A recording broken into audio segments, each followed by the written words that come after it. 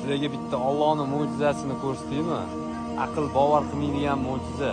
Bu asarlarning o'zi mo'jiza, lekin uning ichida yana bitta zo'r mo'jiza bor. Qaranglar.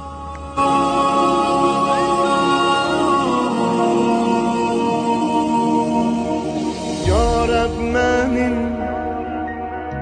kalbimi dindir, kalpte yani dilde bilmiş, kalbimde sen ey güzel Allah, Subhanallah, elhamdülillah.